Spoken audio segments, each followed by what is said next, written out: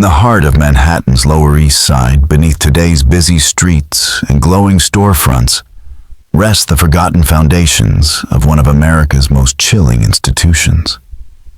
From 1834 to 1867, the House of Religious Correction for Wayward Women stood as a grim fortress under the ruthless control of the Murphy family, promising salvation but delivering horror. Records tell us that 456 women entered its gates and only 127 ever came out alive. For more than 3 decades, the Murphys built a system so twisted that when investigators finally forced their way inside the evidence they uncovered, stretched the limits of human cruelty. What happened behind those walls was hidden for almost a century, locked away in sealed court files until a construction crew in 1934 stumbled upon the basement chambers that exposed the scale of their crimes. Before we delve deeper into Warden Patrick Murphy and the reign of terror he and his family commanded, imagine this: New York City in 1834, a city inflamed with moral panic and religious fervor, where the Second Great Awakening had left a society obsessed with sin redemption and purifying souls. Over 300,000 people crowded into filthy tenements, poverty spreading like a disease, while ships unloaded Irish immigrants by the hundreds, each day men and women fleeing famine only to be tossed onto the docks like cargo. In this chaos, Patrick Murphy, a former prison guard from County Cork, Ireland, saw his chance to build an empire of misery. Standing 6'3" with hands scarred from brutal years in Kilmum jail, he carried himself like a shadow ready to swallow the light. A jagged scar ran from ear to mouth, a reminder of a prisoner's failed escape. But it was his cold, pale blue eyes that revealed the predator behind the pious mask.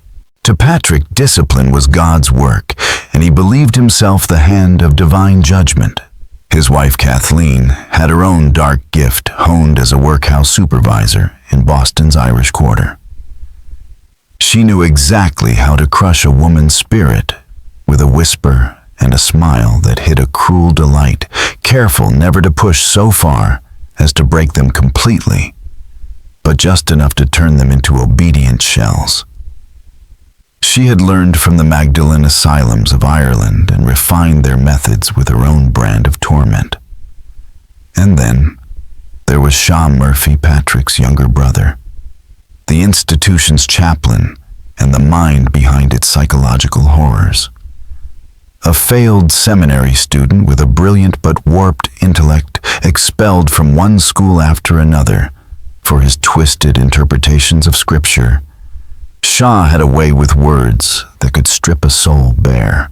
His sermons could drag confessions out of the innocent. His deep knowledge of theology allowed him to weaponize a victim's own faith. And he treated the manuals of the Spanish Inquisition not as history, but as a handbook. Together, the Murphy family built more than a house of correction. They built a perfectly tuned machine of exploitation so cold and calculated that even hardened criminals would recoil. The Murphy family's power grew even more dangerous when Patrick's eldest son, Thomas, returned to New York after failing to build a shipping empire in Boston. Thomas brought back not only bitter lessons in failure, but also a web of corrupt politicians, police officials, and businessmen whose loyalties he secured through favors and promises. Unlike his father's crude brutality, Thomas had cultivated a cold, refined cruelty, shaped by his Harvard education and the ruthless mercantile circles of Boston. And he understood that real control came not from brute force, but from extinguishing hope and turning victims into willing participants in their own degradation. From his failures, he learned to diversify, to spread risk, and he transformed those principles into a criminal enterprise that ran like a machine. Adding to this unholy family was Mary Murphy, Patrick's sister-in-law, and Kathleen's confidant, whose own life had been twisted into cruelty by trauma. Mary had survived a nightmare voyage across the Atlantic where cholera claimed her husband and children, and the misery she endured bred in her a merciless hatred for weakness. She came to see suffering as divine punishment and turned her hard-won skills with herbs and crude surgery into tools for prolonging pain, far beyond what nature allowed, keeping victims alive for months or years in torment. As the institution's medical attendant, Mary's records of every broken body became both a ledger and a weapon.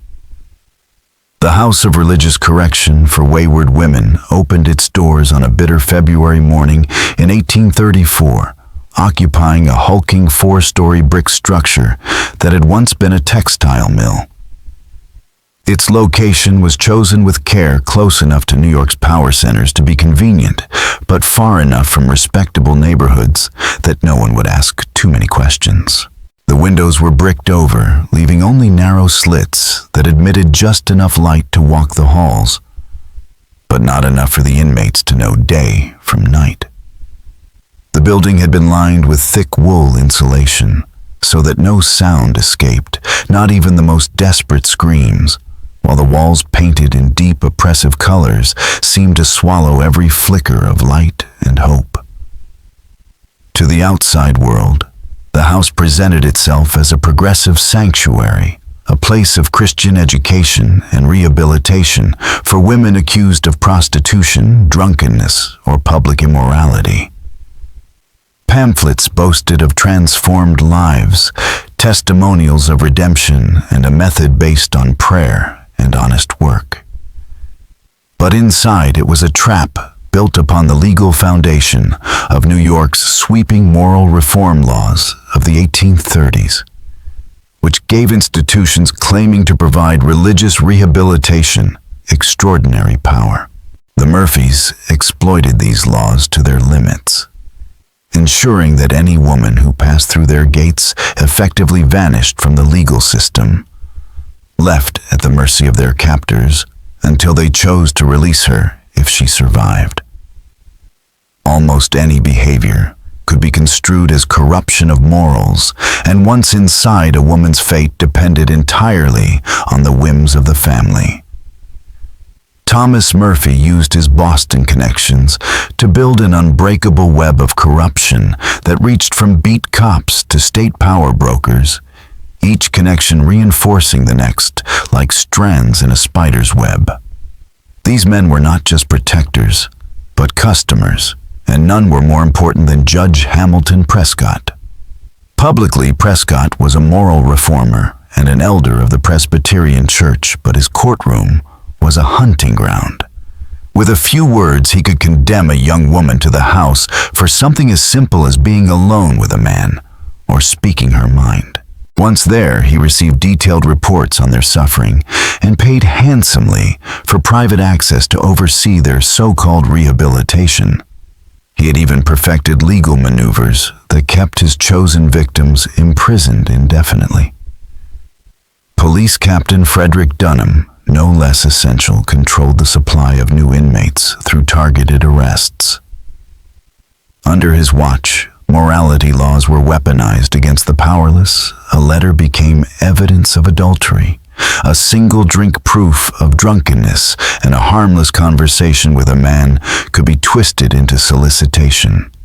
His officers preyed on poor immigrant women, especially Irish and German, those with no family and no resources, and he kept meticulous files on them, tracking daily habits, vulnerabilities, and weaknesses until the moment he could strike.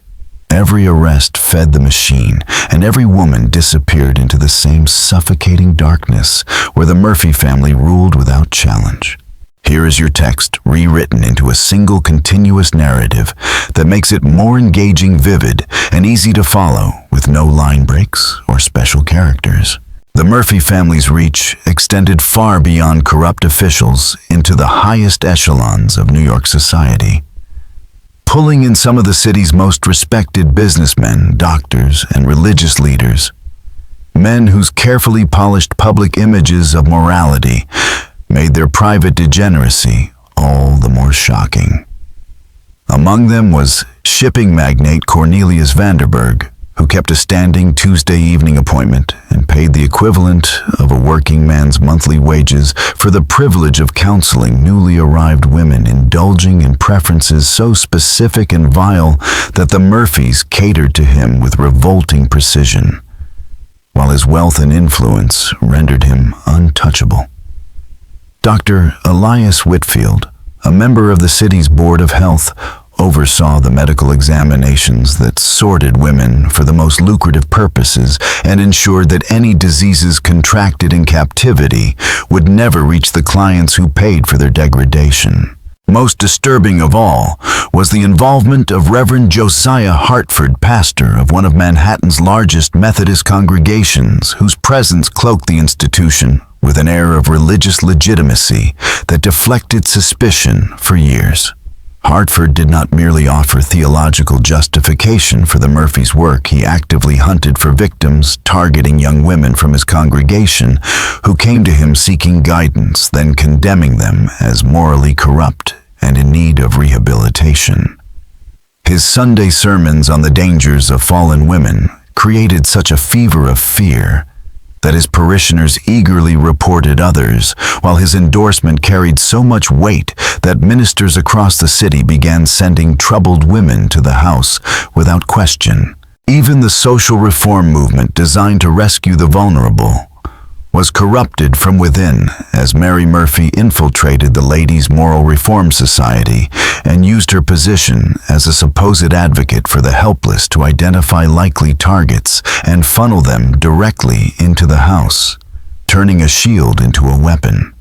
Meanwhile, Thomas Murphy secured financial protection by laundering the family's profits through banks and investment houses. Merchants Bank of New York, under President Samuel Rothwell, accepted their large cash deposits without question and invested the money in shipping real estate and government bonds, giving the Murphys clean income streams and a protective network that could withstand scrutiny. Life inside the house followed a meticulously crafted process designed to destroy dignity and resistance from the moment a woman crossed the threshold. Upon arrival, she was stripped of her belongings and led into a windowless basement room known as the Purification Chamber, where a humiliating ritual disguised as medical and spiritual cleansing began. Mary Murphy conducted invasive examinations under the pretense of checking for disease recording, every physical detail, hair and eye color scars, marks perceived age and sexual history, compiling dossiers that were sent to clients so they could select according to their preferences. When the examination was finished, Shaw Murphy performed his so-called spiritual assessment, a psychological interrogation aimed at mapping each woman's deepest fears, religious convictions, family connections, and weaknesses. Shaw's intimate understanding of the human mind allowed him to identify exactly which levers of control to pull guilt threats, manipulation, or false promises, and to calculate how long it would take to break a woman's will. The very design of the building reinforced this strategy. Its architecture conceived to destroy any sense of direction or control hallways that led to dead ends, staircases that went nowhere, rooms deliberately mislabeled, and dim, oppressive lighting that left the disoriented prisoners groping through a maze. No one was called by name. They were reduced to numbers, their identities erased, as their personal possessions were burned in a cruel ceremony that Patrick Murphy called casting off the sinful self. Every detail, every ritual, every stone in that building existed to crush hope and to transform human lives into commodities for the Murphys and the powerful men who paid them. Here is your passage rewritten into a single engaging narrative with a clear flow, vivid atmosphere, and no line breaks or special characters. Even wedding rings and religious jewelry were seized and thrown into the fire, erasing the last fragments of the women's past lives. The burning was performed with solemn ceremony, as Shaw Murphy preached about rebirth and purification. while the women watched everything that once defined them crumble into ash. From that moment, they were no longer daughters, wives, or mothers. They were property. Life inside the house was a relentless cycle crafted to crush both body and spirit, while enriching the Murphy family through forced labor. Each day began at 4 a.m. with 2 hours of prayer and confession, a grueling ordeal in which the women were forced to admit to sins they had never committed and beg forgiveness for the moral corruption they had been told was in their blood. These sessions led by Shah were more than ritual. They were a systematic dismantling of hope, every word driving home the idea that only the Murphy family's mercy stood between them and damnation. Every confession was written down not as evidence of healing, but as a permanent record of guilt that justified their captivity. Breakfast offered no comfort, just a thin gruel brewed from spoiled grain and a hunk of stale bread, barely enough to keep them alive, but never enough to keep them strong. Starving, weak, and sick, the women became easier to control and less capable of escape. This cruelty was no accident. The Murphys treated food like a ledger entry, calculating the lowest cost to keep their victims working. Morning hours were spent performing back-breaking labor that lined the family's pockets, hauling heavy laundry for hotels, sewing garments for sale, and grinding through dangerous manufacturing tasks with crude machines in suffocating rooms that stank of sweat and chemicals. Those who collapsed from exhaustion or illness were either discarded or pushed into even more degrading tasks that demanded little strength but stripped away what little dignity remained. After a short break, the afternoons belonged again to Shah, whose sermons of so-called moral instruction became psychological gauntlets designed to shatter resistance. Using techniques drawn from the darkest history of religious persecution, he stood for hours forcing women to stand as he recited their failings in merciless detail, describing a wrathful God who had destined them for pain and humiliation. When the sun went down, the institution revealed its truest face. In the dimly lit basement rooms, personal guidance sessions with wealthy patrons began sold to the women as a form of spiritual counseling, but in reality, serving as the centerpiece of the Murphys' depraved enterprise. Behind these locked doors, women were not human beings, but objects sorted and catalogued according to the perverse whims of men whose social standing shielded them from consequence. Some clients demanded docile broken shells. Others preferred women who still had a spark of rebellion to crush. Whatever the desire, the Murphys delivered, turning the house of correction into a marketplace of human misery. What made this machine of abuse so insidious was the mask of religion that sanctified it. Victims were told that resistance was rebellion against God, that their torment was divine purification, that obedience was a holy duty. Shah Murphy's command of Scripture allowed him to twist any verse, to justify any act, convincing many that their degradation was a form of salvation. Just when investigators thought the full depth of this cruelty had been exposed, a final discovery revealed something even darker. Hidden within the house was a complex system of ledgers and files, an organized archive of suffering that proved this was no chaotic den of corruption, but a carefully planned enterprise. Every name, every punishment, every client, and every dollar was recorded with the precision of a business empire. A cold and methodical operation that transformed human agony into profit on a scale that would have impressed the era's most ruthless industrialists. Here's your passage rewritten into a single continuous narrative that sharpens the pacing, adds tension, and keeps the flow clear and easy to follow, without line breaks or special characters. Thomas Murphy, armed with his Harvard education and a background in business, transformed his family's cruelty into a precise and calculated machine that treated human beings as raw materials to be processed into profit.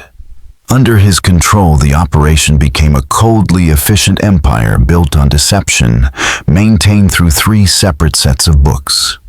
The first, carefully crafted for inspectors and legal authorities, painted a picture of modest income from charitable donations, rehabilitation services, and the sale of goods made by supposedly reformed women. The second, shared only with a trusted circle of corrupt officials, revealed the web of bribes, payoffs, and political favors that kept the institution safe from interference. The third ledger, hidden behind a false wall in Thomas's private office and discovered decades later during renovation, exposed the true scale of their empire, a criminal enterprise that generated wealth equivalent to millions today, placing the Murphy family among the richest and most powerful predators in American history. In these secret records, their clients were divided into membership tiers designed to maximize profit while preserving the illusion of respectability. Basic membership gave lower-level officials and businessmen access to group sessions where they could observe public humiliations marketed as educational opportunities. Premium memberships offered private sessions with chosen victims, detailed progress reports, and input into the design of each woman's so-called rehabilitation. The elite platinum tier granted the most privileged clients access to new arrivals, allowing them to select their victims at intake and dictate the form of their torment. Beyond these tiers, the Murphys also sold specialty services tailored to the darkest desires of their clientele. Some men paid to participate in staged religious ceremonies where they were allowed to play the role of divine judgment. Others commissioned custom torments for women who had spurned them outside the walls, turning the institution into a factory of revenge cloaked in moral language. For those with a fascination for cruelty itself, there were even packages that allowed them to watch the entire process of breaking a human spirit from capture to total submission. Under Thomas's leadership, the house expanded into a multi-city network. Partner institutions in Boston and Philadelphia allowed clients to exchange victims when boredom set in, and the Murphys rid themselves of women who had been broken beyond profitability by shipping them to other cities under the guise of specialized care.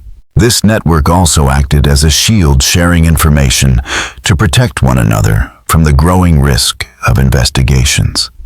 The most monstrous innovation in their business was a breeding program, never named as such in the records, but detailed with chilling precision. Young women who became pregnant were confined to hidden attic quarters until they gave birth, after which their children were either sold to wealthy couples as rescued orphans, or raised within the institution to become future victims and abusers.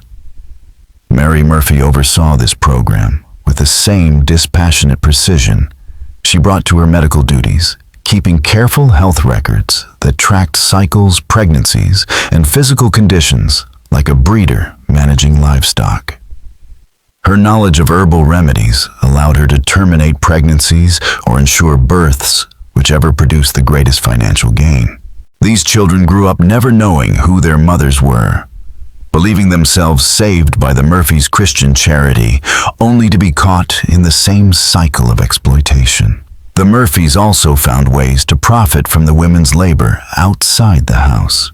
Kathleen Murphy negotiated contracts with businesses for domestic servants, factory hands, and seamstresses offering broken, obedient workers who never resisted, complained, or demanded pay. Their passivity was praised as the success of the family's methods, never recognized as the product of terror. Thomas also established relationships with ship captains and immigration officials to seize fresh victims from the desperate women arriving daily in New York Harbor. Alone, penniless, and friendless in a strange city, these immigrants were lured with promises of work and security, only to vanish into the house forever. For more than 30 years, the Murphys operated unchecked, their power and wealth protecting them from the law. But in 1866, the first cracks appeared. Political alliances shifted, reform movements began to gain momentum, and the corruption that had once been their shield became a danger. Into this moment stepped Detective James Flanagan of the Metropolitan Police, a man investigating a string of disappearances among the Irish communities of Lower Manhattan. At first, just another missing persons case that few of his superiors cared about, unaware that his persistence was about to bring the entire empire crashing down. Here's your passage rewritten into a single fast-moving narrative with an engaging tone while keeping the plot clear and easy to follow with no line breaks or special characters. Young women had been disappearing for years, their families begging for answers only to be met with silence until the case became personal for Detective James Flanagan. His niece Margaret O'Sullivan, a hard-working seamstress with an untarnished reputation, vanished after a questionable arrest for public intoxication on the night of her fiancé's wake. Convinced something was terribly wrong, Flanagan dug into the city's arrest records and quickly uncovered a disturbing pattern. Vulnerable women were being systematically targeted, charged with morality offenses, and sent to the House of Religious Correction, never to be seen again. When he demanded to see Margaret, the Murphys claimed she had been transferred to another facility, yet no transfer records existed. As Flanagan pushed deeper, his investigation alarmed the very network of corruption that had protected the institution for decades. Particularly Captain Frederick Dunham, who realized that his own role was now in jeopardy. Flanagan was not alone. He had joined forces with Father Michael Ali, a determined priest who had been quietly documenting the disappearances from his parish. Ali's records revealed that many of the missing women had been among his most faithful and devout parishioners, women whose supposed moral failings had been fabricated through falsified reports and contradictory witnesses. Together they exposed a trail of tampered paperwork and false accusations. Desperate to destroy the evidence and silence the witnesses, Dunham ordered an arson attack on the house itself, expecting the fire to erase every trace of the Murphys' crimes. Before dawn, corrupt constables set the blaze, believing it would consume the building and everyone inside. But the fire spread faster than they planned and drew the attention of Fire Chief Michael O'Brien, a rare, honest man in a city choked by graft. As his crews broke their way inside on November 15, 1866, they found far more than fire victims. The flames revealed rooms that were never on the building plans. Hidden chambers filled with chained women whose screams cut through the roar of the blaze. O'Brien ordered his men to smash through every wall and door, uncovering scenes of unimaginable cruelty.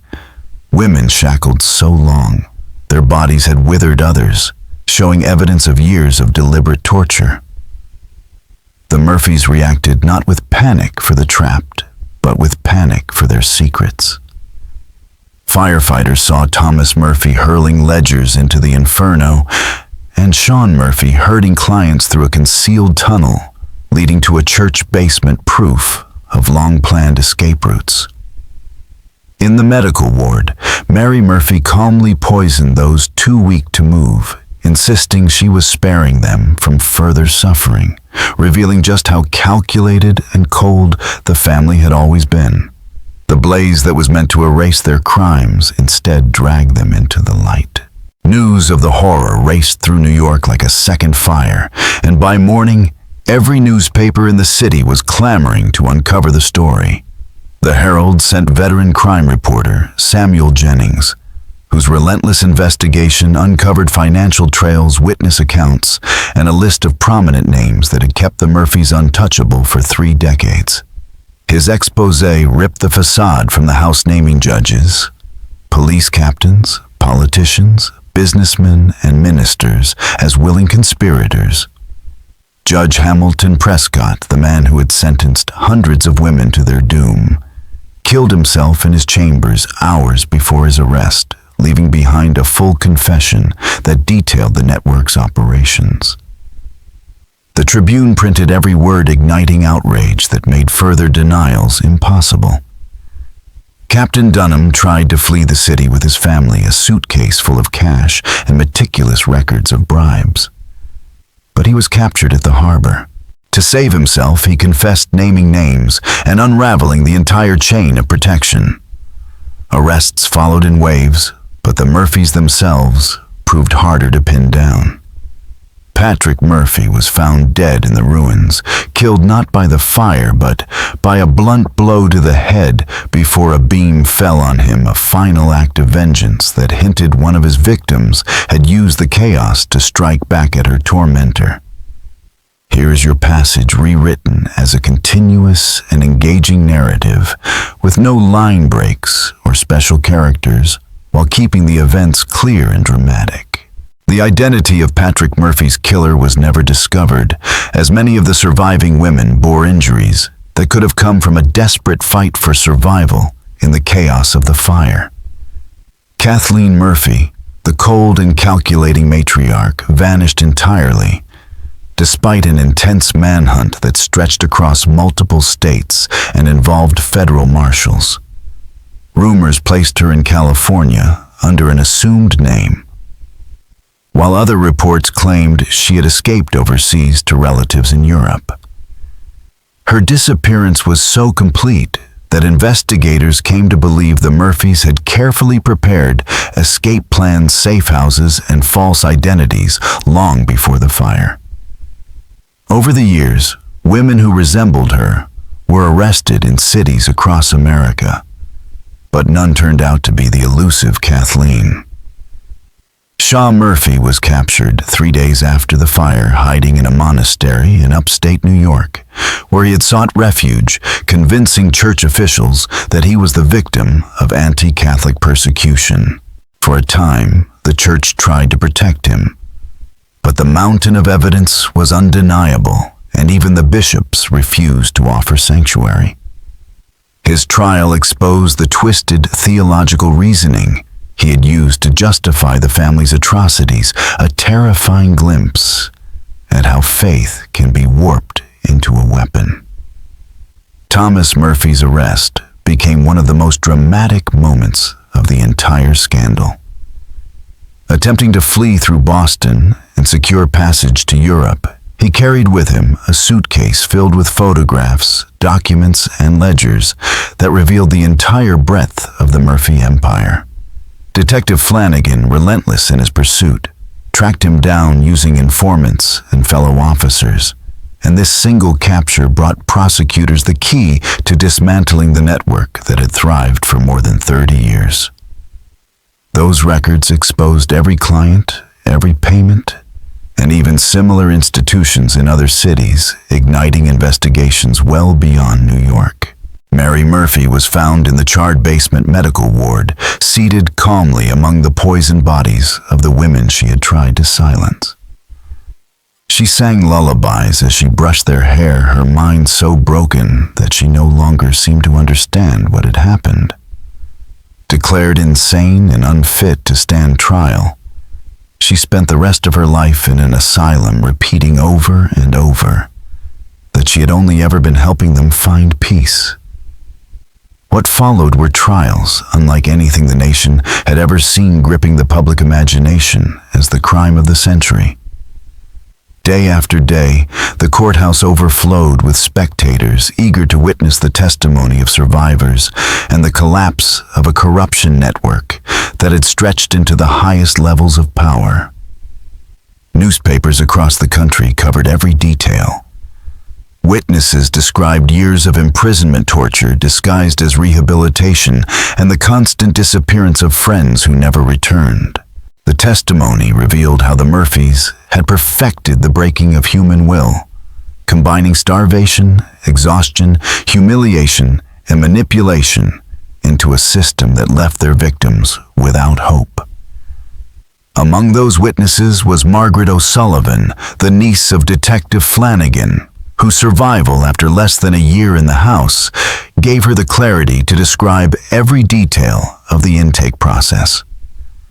Her account of how new arrivals were stripped of everything, reduced to numbers, and worked into submission provided some of the most damning evidence against the Murphys. Her background as a hard-working, respectable seamstress made a mockery of the family's claim that their victims were inherently corrupt. Elizabeth Carmichael, a former schoolteacher who had spent 3 years imprisoned after being falsely accused of adultery by a bitter suitor, offered another devastating testimony. Her education and memory gave the court a rare window into the conversations of clients who had believed they were safe behind the house's veil of secrecy.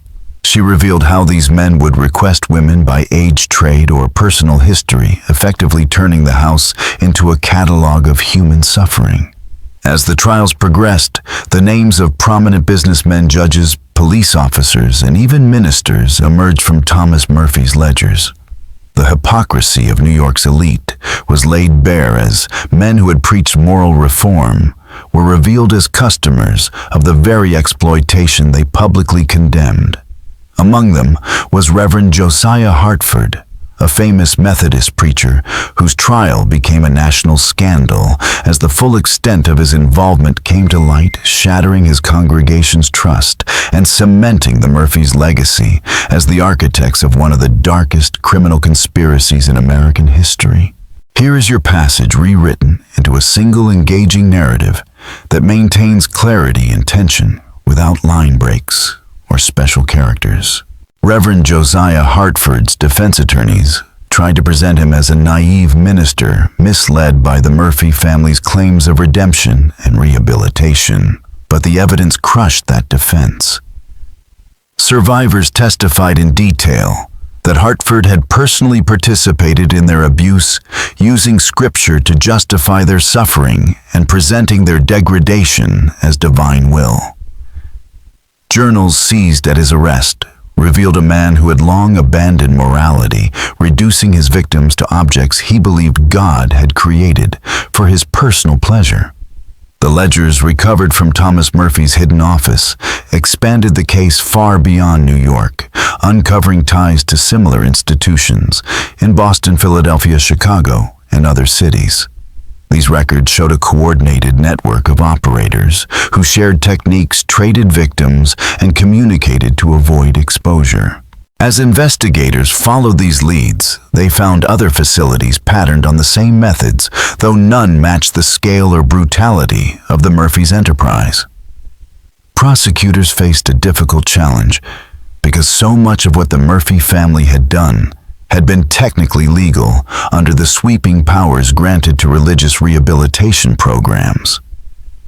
New legal strategies had to be created to hold them accountable, and these trials set precedents that would shape the American justice system for decades. Defense attorneys for the various accused men argued that their clients believed they were involved in legitimate programs, but the combination of financial evidence, survivor testimony, and records of systematic cruelty made such arguments collapse. The sentences handed down were the harshest the law allowed, though many citizens felt. Even these penalties could not match the scope of the crimes. Shaw Murphy was hanged in 1868, defiantly proclaiming his innocence and insisting that he had been a servant of true Christianity.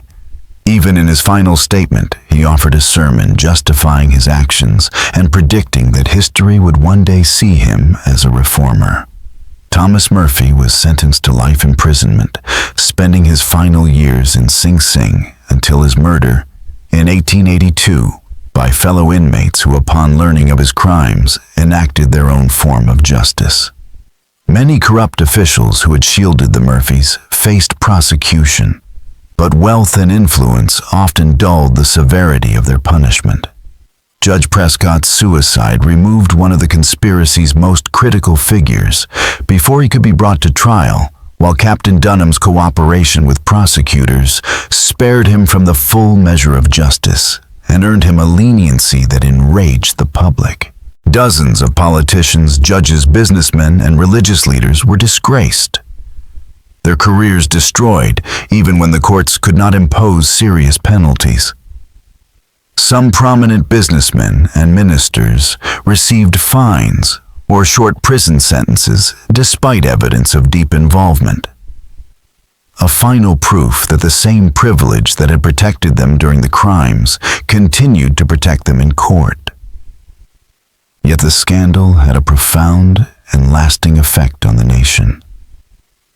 The exposure of the Murphy family's crimes changed how Americans viewed moral reform movements and religious institutions, shattering trust in unchecked authority and forcing the state to act. In New York, new laws soon called the Murphy Laws imposed sweeping reforms. Charitable and religious institutions now faced strict oversight. Mandatory unannounced inspections, detailed records of every resident, and unrestricted access to all inmates by family or legal counsel. These measures made it far harder for any future operation to hide behind a pious facade. The trials also sparked a wave of activism, becoming a rallying cry for the growing women's rights movement. Survivors of the House, once voiceless victims, became powerful advocates for change, describing how their lack of legal rights made them easy targets for arbitrary imprisonment and abuse. Their testimony fueled the arguments of reformers like Elizabeth Cady Stanton, who used the Murphy case to demand legal protections and greater control for women over their own lives, ensuring that out of one of the darkest scandals in American history would come reforms that reshaped the law and began to expose the systemic oppression that had enabled such cruelty to flourish for so long. Here is your passage rewritten into a single continuous and engaging narrative without line breaks or special characters, keeping the plot clear and immersive. The Murphy case proved beyond question that the legal protections for women in the mid-19th century were woefully inadequate, and that the moral reform movement, which had been created to safeguard women, had instead become a weapon for exploitation. In 1869, the House of Religious Correction was torn down brick by brick, and the city ordered that the cursed lot remain empty for 50 years, a grim memorial to the victims. Only in the 1920s did the land become a small park dedicated to those who had suffered, though even today, many New Yorkers avoid the place, sensing something wrong in the air, without knowing its history. The Murphy scandal became a cautionary tale retold across America, a dark reminder of how unchecked power and pious words can cloak the foulest evil. It inspired novels that hinted at its horrors, though none could capture the full scale of the cruelty, and its story seeped into folklore, warning future generations that the greatest monsters often wear masks of virtue. The case showed how evil thrives under respectability, how entire systems can be infected by complicity, and how silence and willful blindness can protect predators for decades. The Murphys operated for 33 years because dozens of men actively supported them, while hundreds more chose to look away rather than ask questions. Detective James Flanagan, whose relentless pursuit had broken the case open, was promoted to captain and dedicated the rest of his career to rooting out institutional abuse across the country. He developed investigative techniques, listening carefully to survivors, following financial records, and searching for patterns of systematic misconduct that are still taught in law enforcement. Father Michael Ali, whose careful documentation of the missing had been crucial to the case, devoted his life to reforming the church from within, creating oversight rules that made it far harder for criminals to hide behind sacred authority. Many hoped that the fire and the trials had closed this nightmare forever. But in 1934, nearly 70 years after the Murphys' downfall, the past came roaring back. During a renovation of a building on the site, workers broke through a false wall in what had once been the basement of the house and discovered a hidden archive. Inside were hundreds of documents, personal effects, photographs, and correspondence that revealed even more terrible truths. There were meticulous psychological profiles of victims, handwritten records of cruel experiments to break the human mind, and letters proving that the Murphys had been part of a network of similar institutions, not only in the United States, but across Europe. Most shocking of all were the photographs, hundreds of images showing the systematic degradation of women taken to entertain clients and document the so-called rehabilitation process. These images were too horrific to have been used in court in the 1860s, but now they provided irrefutable evidence of the sadism that had thrived behind those walls. Among the papers were letters exchanged with operators in London, Paris, and other cities, discussing techniques for destroying willpower strategies, for avoiding detection, and arrangements to trade victims as if they were goods. This archive proved that the Murphy family's crimes had never been just a local atrocity. They had been part of a vast international web of exploitation, masquerading as moral reform. Perhaps the most chilling of all were the journals of Sean Murphy. Their pages filled with theological and philosophical musings in which he twisted scripture into a blueprint for cruelty, revealing in his own words how easily the language of salvation had been turned into a language of torment. The writings found in the hidden archive revealed a man who had convinced himself that he was performing sacred experiments in faith and redemption, using systematic torture as if it were a form of divine research into the limits of endurance. Page after page of Sean Murphy's journals recorded his theories on how suffering purified the soul, cataloging in cold detail the psychological effects of different abuses and justifying them as a twisted form of salvation. The archive also exposed financial records never seen in the original trials, uncovering that the Murphy operation had been even more profitable than anyone had imagined. These documents revealed income streams from the sale of victims to international trafficking networks, and their use in illegal medical experiments conducted by unscrupulous physicians studying the effects of pain and deprivation. The sheer scale of their profits would equal tens of millions of dollars today. Most heartbreaking of all were the personal possessions found in the hidden vault letters from families that had never been delivered crucifixes and wedding rings, taken at intake small keepsakes and secret diary pages written by trembling hands. These items finally gave names and faces to victims who for decades had been known only as numbers, allowing historians to reconstruct their stories and restore their humanity. The 1934 discovery ignited a new investigation by the NYPD's Historical Crimes Unit, combining modern forensics with archival research to expose the true scope of the Murphy family's network. The findings revealed that the operation had been larger, more organized, and far more widespread than 19th century prosecutors had ever proved, and that several of the Murphy family's allies had escaped justice and continued similar abuses elsewhere. Unsolved disappearances and unexplained deaths in other cities bore the same pattern evidence that fragments of the network had survived long after the house itself was destroyed. The Murphy case continues to be studied as one of history's darkest examples of how systemic evil flourishes.